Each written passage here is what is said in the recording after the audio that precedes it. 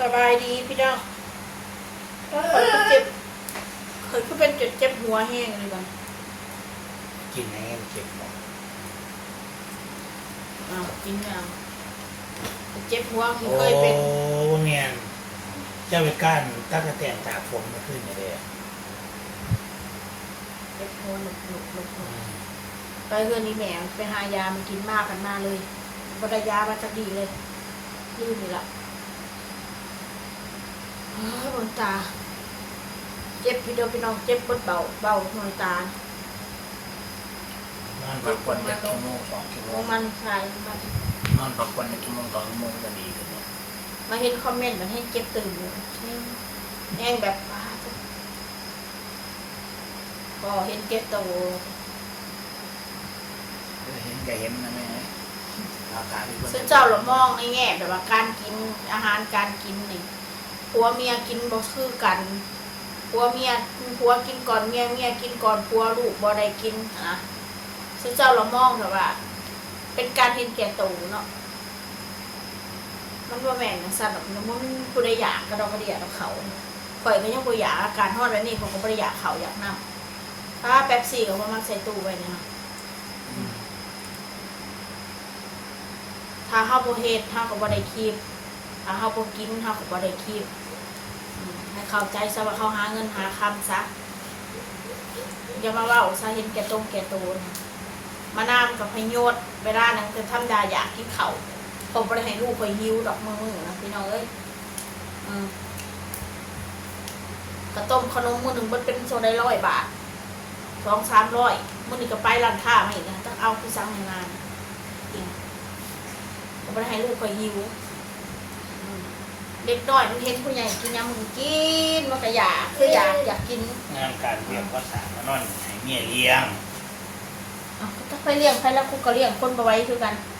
เลี้ยงน้ำกันนี่ละเลี้ยงลูกนี่ละหาเงินมาเลี้ยงลูกนี่ละต้องไปเลี้ยงใครละนี่ก็บ่ฮู้หามากก็ได้ใส่น้ำกันกินน้ำกันเงินคำก็ได้บ่ได้ว่าเงินมึงเงินกูเงินมึงคนทุงไผทุงมันบ่แม่นผัวต่างประเทศเด้อสิบอกให้คนลาวคนไทยใส่เงินนำกันผัวเมียถ้าฝรั่งนะแม่นเขาเงินไทยเงินมันดีๆนะ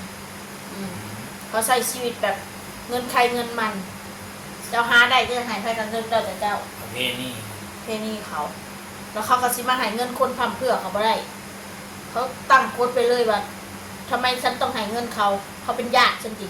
โลดเขานะมันแบบว่าประเพณีบ้านเขานะคนลาวคนไทยนะเขามีแบบว่าจิตใจอ่อนโยนเราซะเห็นงานกะทิอันที่เขารู้อยู่นี่เขาว่ามีFCเขาให้ฟังเนี่ยเนาะเขาจะจักเนาะมันจำเป็นนะว่าสุพรรณกับผู้ใหญ่ฮีมอยปันนี่กับผู้ฮู้กันเขาเอิ้นนี่นะวัฒนธรรมเขามันบ่คือกันวัฒนธรรมร้อยทั้งร้อยไปมันเป็นนักสั้นนอกจากถือผู้ดีอะไรมันได้จำเป็นนะว่าต้องมีอันเอฟซีมาเล่าให้ฟังดอกคนเฮาคู่มือนี่โลกมันออนไลน์มันแนมเห็นเบิดมันทั่วถึงเบิดเขาถ่ายทอดให้เบิ่ง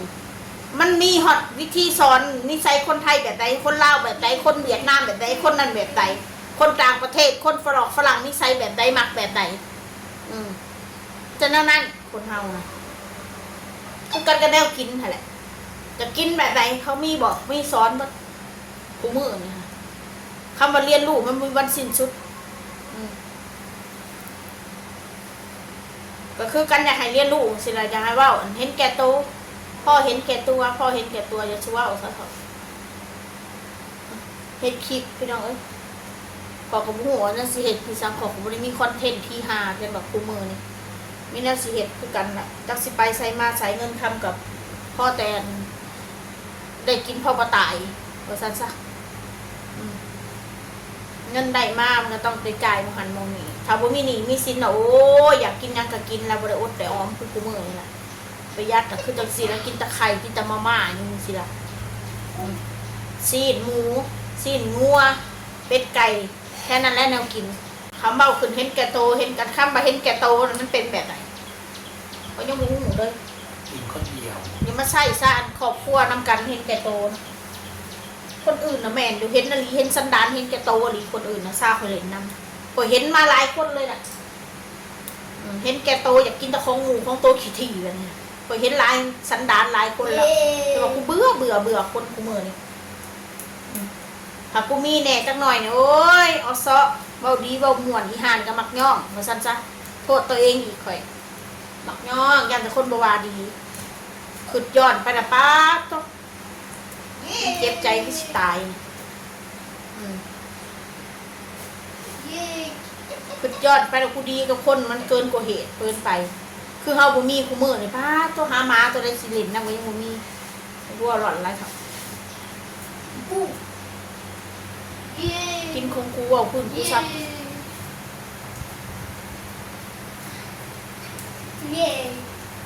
ดาอดเอาเนี่ยพี่น้องเอ้ยคือพี่น้องบอกค่ะดาอดเอาเดอร์สู่ออเดอร์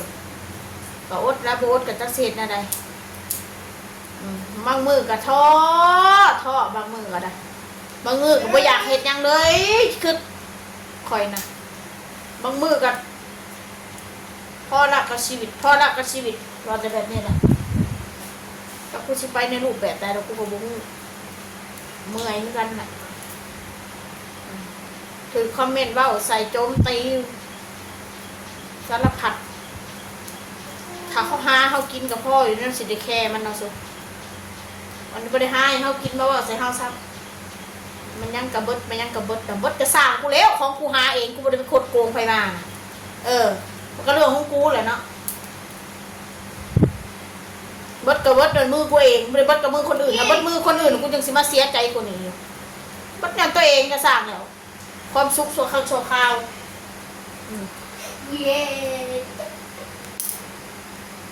ถ้าคนอื่นมาเห็ดเบิดห่วยก็ไม่ได้เนาะมิแต่ว่าคิดซะว่าอดเอาทุกพี่น้องว่าให้อดเอาอดไปเรื่อยๆนะอดสำไหนอดลูกคอยก็เป็นพ่อสำนีแหละคือสิเจ้าเห็นเนี่ยน้องมาหน้าไปหาหมอบริเสียเงินบอกพี่น้องเลยเพียงแต่มันยังไม่ได้ไปซื้อเนี่ยเขาก็มียาตัวเดียวนะแหละให้กินกันนะมีตัวใดดอกยาตัวนั้นไหนยาแมลงมาแล้วให้มันกินให้มันนอนแต่เว้นให้มันอยู่นิ่งมันจะไปแล่นมาแค่นั้นแหละมันมาตรวจมันมาเช็คร่างกายยังมากมายออกไปหาหมอกันอันนี้มันบอกให้ห้องเลยยังไปคอมเมนต์นี่คนเอามานานถ้ากับเรียนเราขึ้นป .2 เลยเพราะว่าเขาเก่งแล้วถ้าเก่งได้จะให้เรียนจบม .6 เลยละจบมันบอกใช่แม่เลยแม่จบป .2 คือว่าถ้าเอาไปต่อขึ้นป .2 เลยจบป .2 นะกูจบป .2 กูก็ยังอ่านออกเขียนได้อยู่กูก็บ่ได้งูปานนั้นกูยังไปได้อยู่กับในสังคมนี่มาหลอกเขียนดาวกูอ่านหนังสือบ่เป็นยากขึ้นภาษาลาวภาษาไทยนะภาษาเป็นภาษาอื่นนะยอมรับกูอ่านบ่เป็นอาจจะมาเขียนภาษาไทยด่ากูนะพระทิโทอย่าคิดอันนี้ก็บ่ฮู้คือกันได้ว่าเป็นยังโคจะคล้องเรียนแค่ป .2 นี่คืออ่านออกเขียนได้มันเป็นน้ำความจำเนี่ยเป็นน้ำความนั้นคนเฮาเนี่ยมาอยู่กับการชินคือไปเมืองไทยนะให้กูลงมาจ้างกูบ่ลงปากมีอ่านหนังสือออกเอากูไปถิ่มไว้บางได้บางหนึ่งกูกลับมาบ้านกูได้คือเก่าบ่ได้โง่บ่ได้ซื้อบื้อบ้านนั่นเห็นว่าอ่านหนังสือบ่เป็นเห็นว่าเรียนป .2 กันน่ะพอได้อยู่นิสัยสันดานคนน่ะมาแบบได้กับพ่อฮู้อยู่มาดีกับฮู้นะดีแบบไหนมาเละมาไล่แบบได้กับฮู้นะไล่แบบไหนมาแบบบ่ปากยังก็แนมเบิ่งหน้าก็ฮู้แล้วคนเฮาเพียงแต่เฮาบ่ปากบ่เว้าตายซื่อๆว่ามันน่ะมันมีปัญหาบ่เว้าซะดีกว่าจบเอาเป็นว่าลูกในใจฮู้ผู้เดียวพอใครดีเล่นนำใครชั่วใครออกข้างโลดจบบ่ต้องคบอีแม่นั่นน่ะมีคนหักเข้าเขาก็หักเข้าตอบมีคนด่าเขาก็ด่ามันขึ้นจบแล้วมาอ้างว่าบุญคุณแค่นั้นแหละคำว่าบุญคุณถ้าได้ด่าถ้าได้ด่าเนี่ยถ้าได้ด่าเนี่ยถ้าได้อันนั้นเนี่ยมันไม่มีดอกคำว่าบุญคุณนะมันลบโลดคนเฮาถ้าหักกันตลอดมียังให้อภัยกันคนเฮาคือกันกับพวกกับเมียนเลยมันลิ้นกับฟันมียังให้อภัยกัน ก็อยู่น้ำกันโดนโบสอีเหี้ยรอโบเป็นผัวเดียวเมียเดียวพี่น้อยคนเฮาเคยปะผัวกับป้าอยู่หันน่ะป้าเคยปะเมียกับป้าอยู่หันน่ะเป็นนังสั่นแหละแต่กับปกติแพดอกนักชีวิตคูนบดีกับป้าเลยเนาะพี่น้องนี่ก็หาใหม่คนที่หาผัวได้ดุหันเข้าขนาดตาดีรูปร่างดีอันคนผู้ชายที่มาหาเมียได้ดุน่ะกันไงมันหาเงินได้มันหาเงินเก่งถ้าหาเงินบ่เก่งหัวแตกก็ไม่ได้เสียเอาเจ้ากูมือนี่ไม่ยิ่งว่าต้องการเงินนะก่อนหมู่เขาผู้ชายขี้เล่หน้าตาขี้เล่ขี้ลุยขี้เล่รวยขับรถ BM ขับรถเบนซ์ขับรถโอ้ขี่รถมาจีบกูให้แต่ว่าอาจจะมีสง่าใส่ทองเต็มโตแบบให้มันบ่อยากเป่านำบักรอหน้าตาดีๆขี่มอเตอร์ไซค์ห่างๆมาจีบโอ้จะคิดแล้วคิดอีกถ้ากูฝากชีวิตไว้กับมึงนี่ตายโลดคนเฮามันเป็นสัตว์มนุษย์ขี้เหม็นนะพี่น้องไอ้ไหนว่าหล่อนไรเถอะข้าอยากว่าสำเนียงเจ็บหัวเจ็บหัวแห้งเลยค่ะยิ่งว่ายิ่งปวดหัวนี่สินอนพักผ่อนก่อนเด้อลูกแม่พ่อใหญ่อันนี้เฮ้ยลูกไปพี่น้องบ๊ายบายเด้อ